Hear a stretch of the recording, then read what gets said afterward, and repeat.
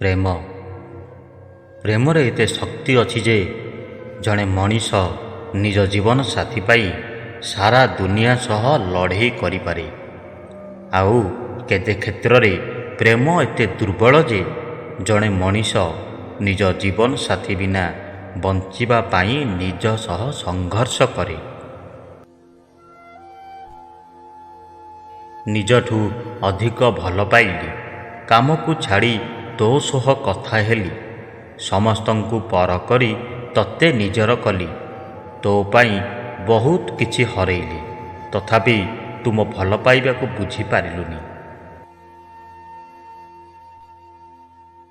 ଜୀବନରେ ଚାଲୁଥିବା ଖରାପ ସମୟର ଗୋଟିଏ ଭଲ ଗୁଣ ହେଉଛି ଏହା ଦୁଃଖ ସିନା ଦିଏ, କିନ୍ତୁ କିଛି ଲୋକଙ୍କର ପ୍ରକୃତ ଚେହେରା ଜଣାପଡ଼ିଯାଏ।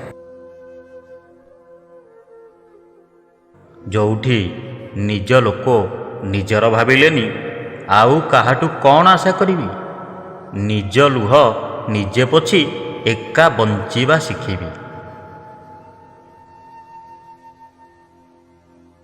ମୋବାଇଲ ଭଳି ଯଦି ମୋ ପାଖରେ ଡିଲିଟ୍ର ବିକଳ୍ପ ଥାଆନ୍ତା, ତ ମୁଁ କିଛି ସ୍ୱାର୍ଥପର ମଣିଷ ଆଉ କିଛି ଅଭୁଲା ସ୍ମୃତିକୁ ମୋ ଲାଇଫରୁ ଡିଲିଟ୍ କରିଦେଇଥାନ୍ତି।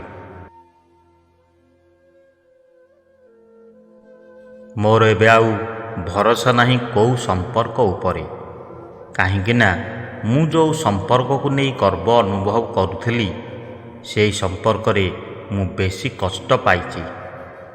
ଏବେ ତ ଡର ଲାଗୁଛି କାହା ସହିତ ଦୁଇ ପଦ କଥା ହେବାକୁ, କାଳେ କେହି ମିଠା ମିଠା କଥା କହି ପୁଣି କଷ୍ଟ ଦେବ ମୋ ମନରେ।